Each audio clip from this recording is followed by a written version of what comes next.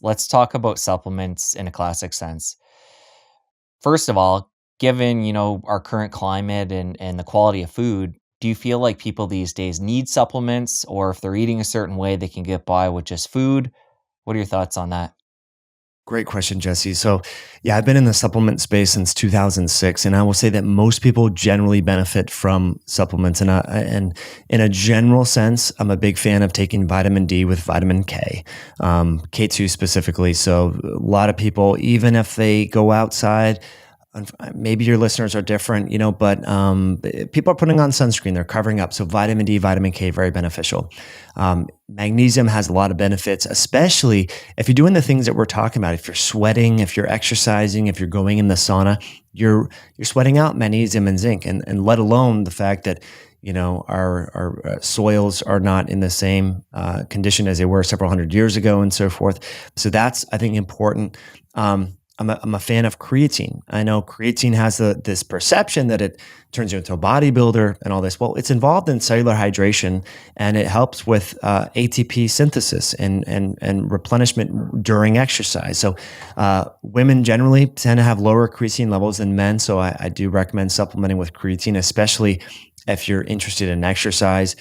If people have run their genetics and they have so-called single nucleotide polymorphisms, or SNPs, in folate pathways that are quite common, 20 to 40% of the population have some aberration in B vitamin metabolism. There's some benefits there as well. And then from there, I think, you cover the basics with vitamin D, vitamin K, little zinc, magnesium, and all that. Then I think it becomes more personal based upon where people are at. If they have SIBO, if they have autoimmunity, if they, all that. But L-theanine can be great for sleep. It's not necessarily a nutrient. It's an amino acid found in tea leaves, but that can help with sleep. So yeah, I'm a fan of helping offset also hormone-related changes. So as we get older, we lose our adrenal glands stop producing or decrease the production of this hormone called DHEA, and it's upstream. If you think about root cause, it's upstream to feeding into all of the different sex hormones that also decline with age. And so DHEA supplementation before bed can be very helpful, especially for men with low testosterone or libido issues. And most importantly, and I think this doesn't get emphasized enough, peri and postmenopausal women, DHEA is going to be the sole source of androgens. Believe it or not, testosterone and androgens are very important for women, preserving muscle mass and bone with age. And as when they transition into menopause, the ovaries stop making androgens. And so the adrenals become the only source of that, and then people have the adrenal issues. So DHEA can be super helpful. But the downside with that, Jesse, is it's not over the counter in Canada. In Australia, you have to have a prescription from a doctor. But in the US, it's an over the counter supplement. So those are some of the basics that I generally recommend for most people. And when it comes to DHEA, vitamin D, some of these other supplements, do you recommend people get certain testing done before they take them, or as they're taking them, make sure they're in that optimal range? Or how do you think about that? Brilliant question. Absolutely. I think blood work is great.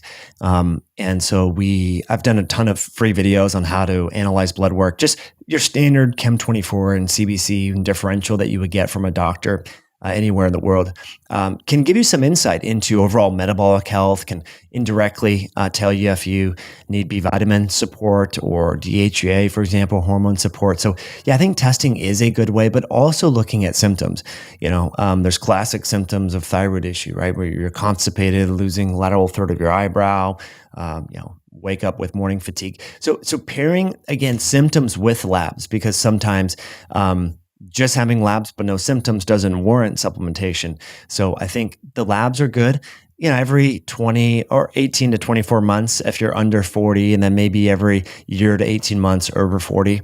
One thing I think I've noticed with regards to all the Omicron in this is increased blood viscosity with COVID. And so post-COVID, looking at your iron, your hemoglobin, your hematocrit, your ferritin, looking at these different markers that can tell you how thick or how coagulable your blood could be. I found that to be, even in myself, I got Omicron in May and then went to donate blood, and they refused my blood because it was so thick. And I really encourage people to be aware of that blood viscosity and its links with heart disease and so forth. I've heard you talk about that in another interview, how men can benefit because we don't menstruate, and it's a good way to keep the blood thinner. And then for women after they hit menopause and they're not menstruating anymore, how that can be something free, something that we can all do, also help out humanity at the same time. So it's a win-win all around. Totally. If you enjoyed that clip, press here for the full episode. I'll see you over there. There was this perception on the internet for several years that you have to eat once a day. That's it. You have to fast for 22 hours or 23 hours a day to get the benefits. But that's really not what the human data suggests.